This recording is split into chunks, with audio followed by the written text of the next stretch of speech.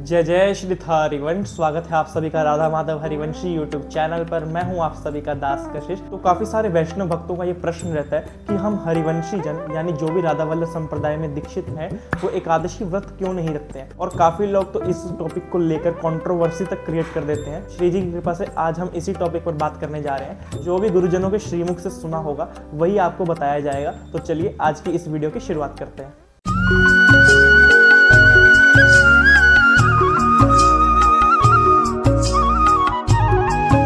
तो देखिए, ये जो राधा वल्लभी उपासना है ये निकुंज की उपासना है और निकुंज की उपासना में राधा चरणारविंद प्रधान बात है।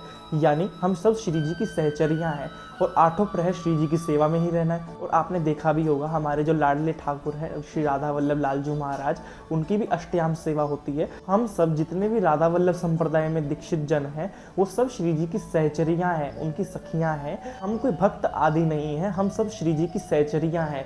तो ये जो शास्त्रों का शासन और वैष्णव शास्त्रों का शासन ये सब भक्तों के ऊपर लागू होता है। हमारे ऊपर शासन पूर्ण रूप से हमारी वृंदावनेश्वरी श्री राधे का है। और भगवत रसिक देव जो कहते हैं, नवल किशोर उपासना जुगल मंत्र को जाप, जुगल मंत्र को जाप वेद रसिकन की वाणी, श्री वृंदावन धाम इष्ट श्यामा महारानी, प्रेम देवता मिले बिना सिद्धि न होए कारज, भगवत सब सुख दान प्रगट भये रसिकाचारज। तो जो हमारे नवनिवृत्त निकुंज की उपासना है उसमें राधा दास्य की प्रधानता है। अब हम हमारी स्वामिनी जी को प्रतिपल लाड़ लड़ाते हैं, उन्हें भोग लगाते हैं। तो जो हमारी स्वामिनी जी ने पाया होगा हम वही पाएंगे, उन्हीं का जूठन पाएंगे। और एक अंश प्रसाद में करोड़ों करोड़ों एकादशी का फल होता है।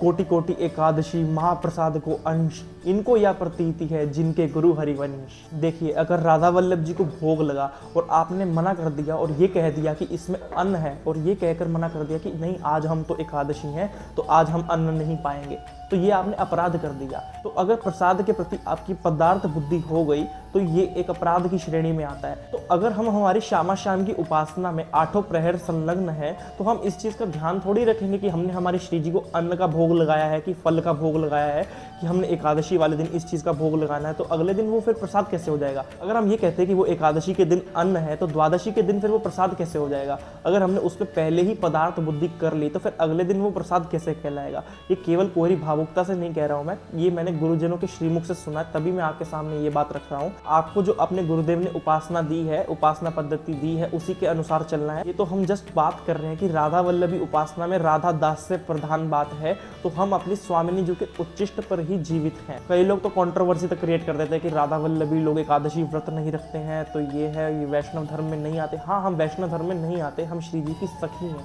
हम श्री जी की सहचरी भाव से उपासना करते हैं। हम तो हमारे जो गुरुदेव द्वारा जो प्रदत्त मार्ग है उसी पर चलने का प्रयास करेंगे कि हम हमारी श्री जी के उच्चिष्ट पर ही जीवित हैं। इसी बात को हमने हमारे हृदय में धारण करना है। और जगन्नाथपुरी में भी आप देख लीजिए, वहां पर भी 12 महीना जगन्नाथ जी को अन्न का ही भोग लगता है। तो भाव में इस चीज का ध्यान नहीं रखा जाता। भाव में हम हमारी प्रिया प्रीतम की प्रसन्नता देखते हैं कि उनकी प्रसन्नता किस चीज में है। तो चलिए आज की इस वीडियो को यहीं पर खत्म करते हैं। यदि आपको इस वीडियो के माध्यम से थोड़ी भी इंफॉर्मेशन मिली हो तो कृपया like, comment, share and subscribe कीजिए। जय जय श्री हरिवंश।